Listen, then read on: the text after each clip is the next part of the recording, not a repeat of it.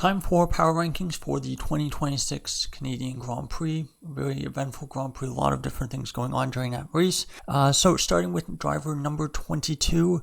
Unfortunately, not a great weekend for this driver. Qualifying pace, not amazing. And then one pretty costly mistake in the race. Reason why I'm putting Oscar Piastri last in my power rankings. Now, in the sprint portion of the weekend, honestly, not too bad. He qualified fourth. Finished the sprint fourth, a little bit behind his teammate Norris, but honestly not too bad there. Then in the main race, qualified fourth again, so out-qualified by his teammate by half a tenth of a second, so not too far away from Norris there. But in the race, obviously both McLarens with that horrific decision to start on intermediate tires, not really blaming Piastri for that. The other driver, McLaren driver, however, that might be a bit of a different story. But in the race, not great pace, pits for the dry tires, then coming back to the field, wallops into the side of Alex Albon, just locked his tires up, and so took Albon out of the race, received a 10-second penalty for that. And then even after that, probably had a bit of a damage from the collision, so pace was not great and ended up finishing 11th on the road in a McLaren that was probably the second best car on track this weekend. With the field spread as big as it is, not a great result for Piastri. Now, moving on to 21st, Valtteri Bottas. Bottas, another very quiet weekend, and race pace was pretty horrific, I have to say. Started the sprint from the pit lane, finished the sprint in 17th. Then in main qualified 21st, out-qualified by his teammate Perez by just over a tenth of a second. Then in the main Grand Prix, finished dead last in 16th and was 50 seconds or so behind his teammate when his teammate's suspension failed. So really poor weekend in terms of pace for Bottas, finished behind Stroll. Cadillac and Aston are very similar in terms of pace, so not great on that front either. Now, number 20, I am going to put Lance Stroll. For Stroll, started the sprint from the pit lane and then finished 16th in the sprint, so not a great result in the sprint there. Then for the main Grand Prix, qualified, I believe 20th, I want to say, out-qualified by his teammate Fernando Alonso by a second. Much too big of a qualifying gap there for Stroll. Wouldn't have made a big difference in terms of starting positions, but still. And then in the Grand Prix, a very quiet race to 15th. So putting him 20th is mostly down to the fact that main qualifying was very, very poor, getting out-qualified by a second by Alonso. Now, number 19 is Isaac Hadjar. Hadjar is a bit of a tough one. The qualifying was very good, honestly. He came very close at points to looking like he was going to out-qualify Max Verstappen.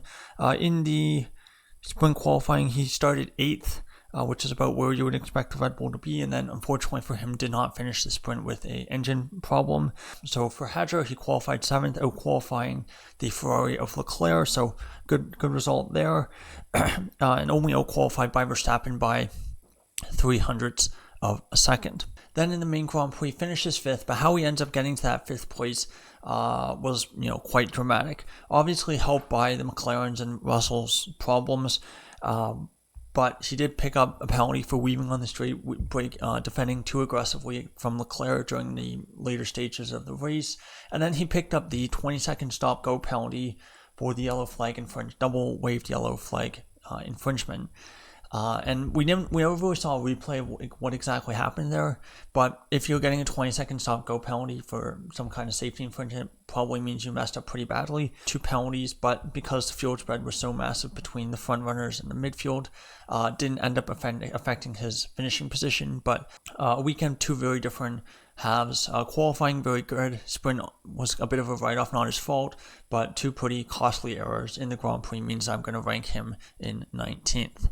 18th, I'm going to go with Esteban Ocon. For Ocon, another tough weekend. He did out-qualify and beat Behrman in the sprint. He started 14th for the sprint, and then finished the sprint in 13th. Main portion of the weekend, he qualified 17th, so got knocked out in Q1. Out-qualified by his teammate by 0.4 of a second, and then in the race was absolutely nowhere. Was racing Perez and the Cadillac. Was almost a minute behind his teammate. Don't know what was going on. Ocon in the post-race press conference was complaining about something wrong with the car, something that we've heard very frequently with Ocon the last year and a bit.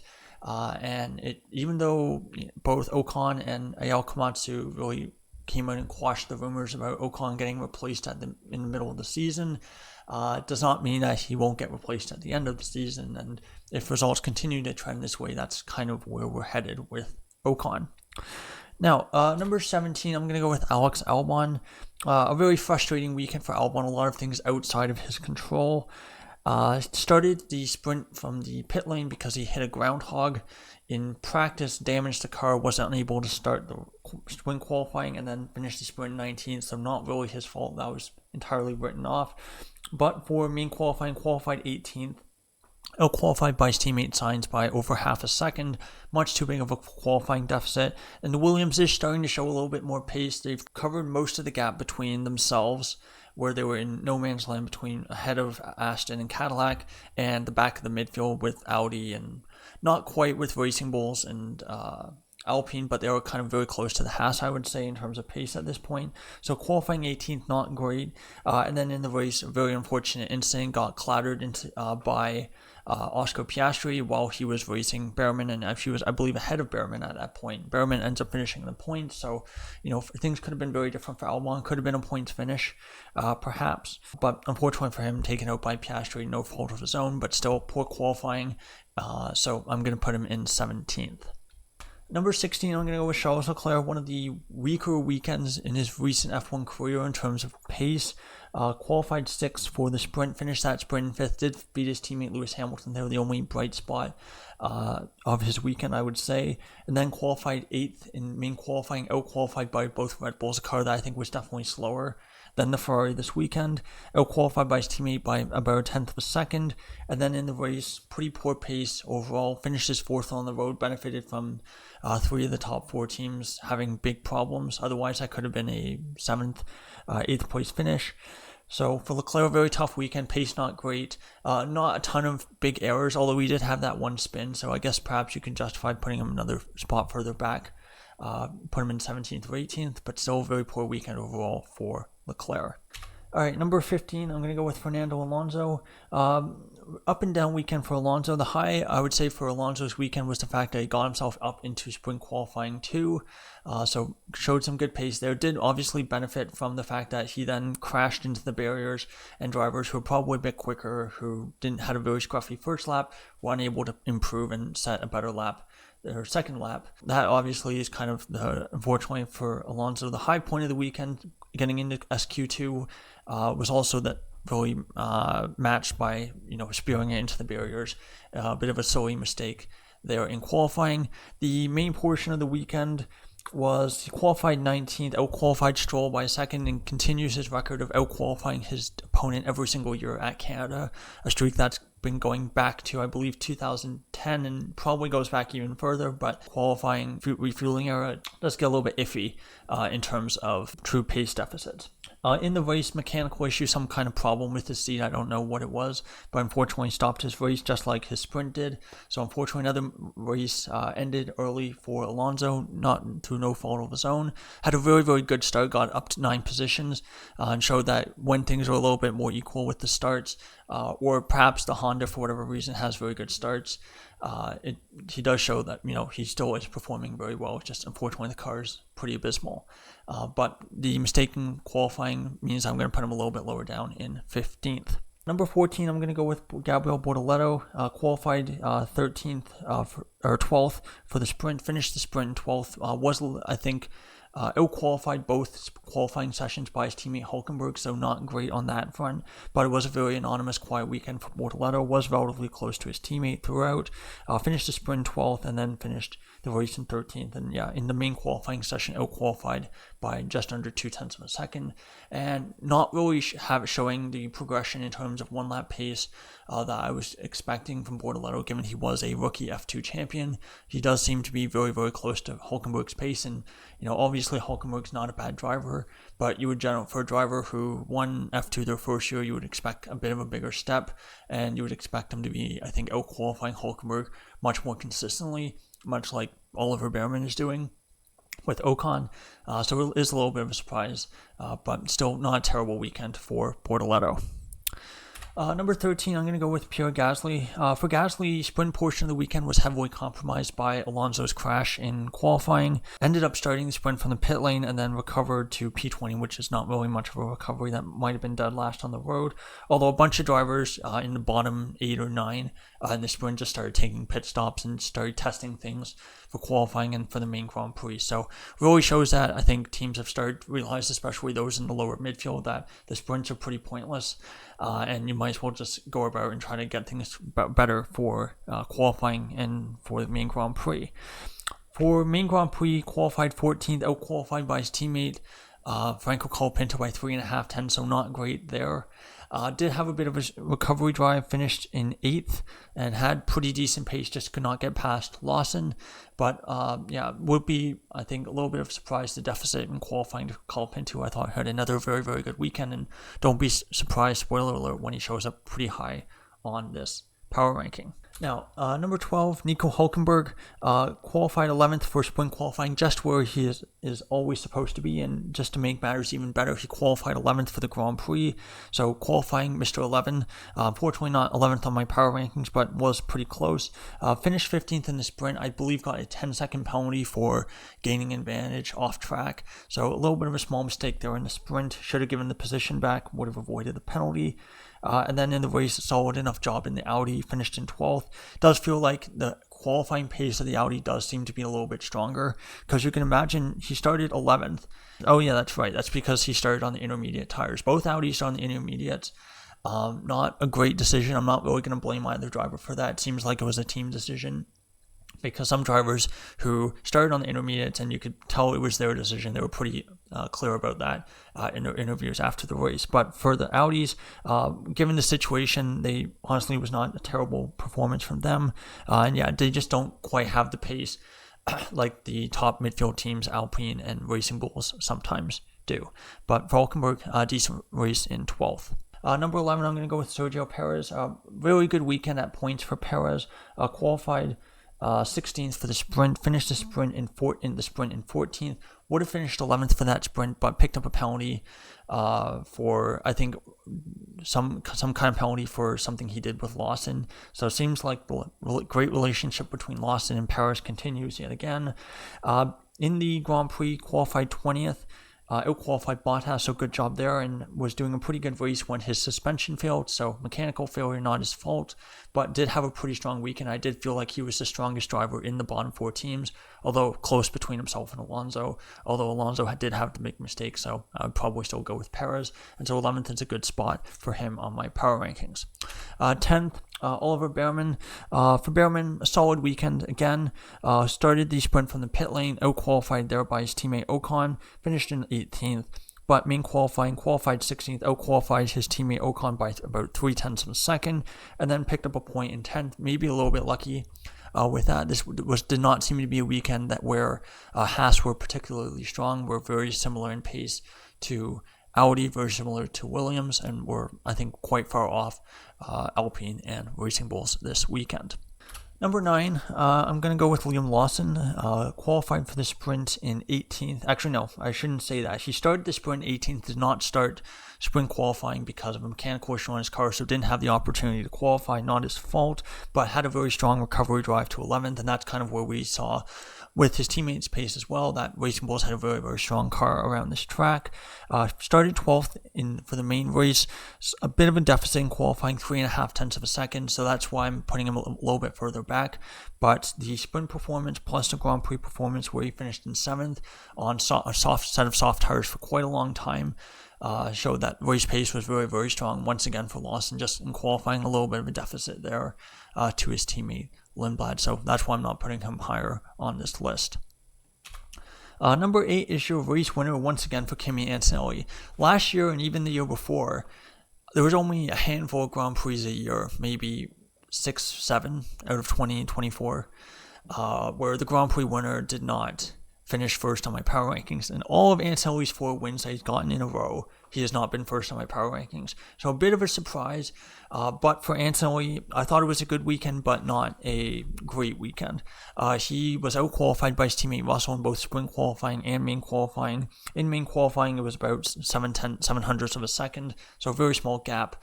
And it was a very scruffy weekend at times for Anselli. In the sprint, he had that very close moment with Russell, got very upset over the radio, then made that mistake at the third chicane, a bit unnecessary there, lost a position in Norris. So that's a moment where he goes from almost a guaranteed P2, loses a position, ends up third in the sprint. So definitely avoidable on that front. In the race, again, very similar between himself and Russell. Both drivers were making quite a few mistakes, and that was what was keeping the racing very close. Was fortunate with Russell's mechanical issue that he basically inherited the win, and everyone else was just way too slow compared to the Mercedes this weekend. And so he cruised home to a fairly comfortable win. But for Anselli, it was a good weekend, but again, his teammate did have the upper hand on him in terms of one lap pace. And in terms of just tidiness overall, I would say Russell also had slightly tidier races as well. And given that Russell hasn't showed up on my power rankings, that kind of checks out. Now, 7th, I'm going to go with Lando Norris. For Norris, pretty good weekend. Qualified 3rd for the sprint, finished the sprint 2nd, of course, taking advantage of Anselli's mistake. And then in main Grand Prix, qualified 3rd, out-qualified Piastri by 0.5 of a second. So I think got the most out of the car in qualifying. I don't think they were really going to challenge the Mercedes this weekend. Now, of course, Norris was one of the drivers who decided that, and he stated pretty obviously in his press conference after the race in the media pen, that he was the one who wanted to go on intermediate tires. And if we had had a normal start and we hadn't had 3 formation laps, maybe the strategy looks a little bit better than it did. But 3 formation laps, track dries out, and he had a good start, got himself up into the lead, but it became very clear early on that the intermediate tires were the wrong way to go, has to pit, drops down the order, makes another scruffy mistake, cuts across the 3rd chicane, and then eventually retires with mechanical issues. So not a great race on that front. A couple of small issues on Norris' side, the mistake, and then I think the tire choice to start on the intermediates, which seemed to be a Norris decision, not necessarily a team decision.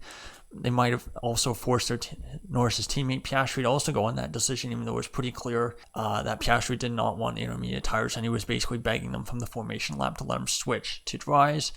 So for Norris, again, a couple of small things there, which prevents me from putting him higher on the list, but overall, most of the weekend was pretty good for Norris. Number 6, Arvid Lindblad. I think a very under-the-radar race for Lindblad simply because of the things that happened, but I think Lindblad showed very, very strong pace throughout. Qualified 9th for the sprint, then finished 8th in that sprint, picked up a point. Shows that even with the DNS did not start for the main Grand Prix, show that still pace was really, really good. Qualifying went really well, out-qualified, lost it by 3.5 of a second, and I believe started 9th for the Grand Prix. And given all the things that happened, you can kind of wonder where exactly he would have finished without that. Of course, for Lindblad, didn't start the race, mechanical issue, some kind of clutch problem on the grid, meant that he was unable to start the Grand Prix, but had very, very strong pace for the weekend, no real mistakes, but 6th place, I think, was a good spot for him. All right, number 5, I'm going to go with Carlos Sainz. For Sainz, started 10th in the sprint, finished the sprint 10th, qualified 15th, out-qualified Albon by 0.5 second, so really good performance in qualifying again. Finishes the race in 9th place despite the fact that he started on the intermediate tires. And for Sainz, I was really going back and forth of, should I put him in? I originally, where in the top 5 should I have him? And I've always felt like the top 5, it was a very, very strong group. You could, argue for any of those drivers kind of being in quite a few different spots. But for Sainz, he did say, yeah, it was a bit of a mistake on my end, starting on the intermediate tires. So that's why I'm putting him 5th. Could have had a little bit of a better weekend, but still, even with that mistake, starting on intermediate tires, he really, I felt, maximized his weekend. Did benefit, of course, a little bit from, the McLarens and Russell's issue. Otherwise, wouldn't have gotten points. But overall, very strong weekend again for Sainz. All right, number 4, I'm going to go with George Russell. Now, what could have been for Russell? This was a weekend that looked so promising, and it looked like he was going to start finally chipping into that 20-point lead that Antonelli had coming into this weekend. Started chipping into that lead a little bit in the sprint, and in the Grand Prix, you look a little bit comfortable. I'm not going to say quite comfortable, but it looked like he, of course, had the upper hand there. And, of course, all went away when the car basically gave up on him. For Russell, excellent weekend in terms of qualifying. Did get pole for the sprint, did get pole for the Grand Prix. Even though it looked quite testy at points, he never looked 100% comfortable. He did deliver that lap when he had to. Ended up out-qualifying Antonelli by about 0.07 of a second. Won the sprint. Maybe a little bit too aggressive with the defense of Antonelli. And the one thing that I think for me is putting Russell maybe first or second, is that in the Grand Prix itself, he did look like Antonelli, a little bit vulnerable at points. Quite a few mistakes, quite a few lockups, especially into the turn 10 hairpin.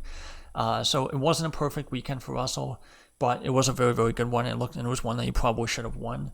But for Russell, excellent weekend overall. But quite a few drivers I felt also had really good weekends as well. And so for me, I'm putting Russell in fourth. Number 3, I'm going to go with Franco Colapinto. Excellent weekend for the Argentine again. Qualified 13th for the sprint, finished the sprint in 9th, so made up a couple of positions. In the sprint, in the main Grand Prix, qualified 10th, out-qualified Gasly by about 3.5 tenths of a second, and then a very quiet but very in-control race. Finished 6th on the road, benefited from a lot of issues, like I said, so that probably would have been a 9th on the road without that, but still was the best driver in the midfield, led the midfield group, and beat his teammate by pretty comfortable margin. So I think 3rd place is a pretty solid spot for Colapinto. All right, number 2, I'm going to go with Lewis Hamilton. Started the sprint in 5th, finished in 6th, had that. I think the race pace in the sprint was not amazing. Did get passed by Piastri and then kind of lost out because of that and got overtaken by his teammates. So that's kind of the one low point of his weekend where I felt the sprint was not as good as it could have been. But did out-qualify his teammate both qualifying sessions, out-qualified Leclerc by about 10th in the main one. Started 5th and then, of course, finished the road in 2nd. Really, really good pace overall, especially in the later half of the race while on the medium tires. The soft, it didn't feel quite as comfortable. He did, of course, I believe, get jumped. Did he get jumped? Yeah, I believe he had to get jumped by Verstappen at some point in the race because Verstappen, of course, started behind him. But did eventually pass Verstappen later on in the race with much superior pace in the car. Obviously, he was driving very well as well, and got his 2nd podium of the season and his best result as a Ferrari driver in 2nd. And so number 1, I'm going to go with Max Verstappen. Biggest differentiator between the two is I did feel like Ferrari did have the better car this weekend than the Red Bull. Was very, very close in the end. And I did feel that Hamilton didn't have as good of a sprint performance as Verstappen. I felt Hamilton didn't get the most out of the car in the sprint. For Verstappen, started the sprint in 7th, finished in 7th. They were, I think, a bit adrift of the Ferraris and McLarens, and so 7th I felt was the best he could have achieved. Started the race in 6th, out-qualified Leclerc in what I felt was a faster car. Gap between himself and Hadjar was very small, it was about 0.03 of a second, so you could at some point justifiably ask if the qualifying gaps between himself and Hadjar were as small as they were. Should Verstappen be first, or is Hadjar really that good of a qualifier? I think it's maybe a bit of half dozen of one and half dozen of the other. But the Grand Prix I felt was excellent. He got the most out of the car, finished in 3rd. A little bit unfortunate with the pace at the end, but yeah, the Red Bull just had very low pace on those medium tires. But still, I felt Verstappen was very, very good, and could have finished 2nd in that 4th best car, I felt, but did lose out to Hamilton in the end. But still, not enough for me to change the position. So overall, I'm going to put Verstappen first on my power rankings. Overall, I felt the most complete weekend from a driver in the 2026 Canadian Grand Prix. So thank you so much for watching, and goodbye.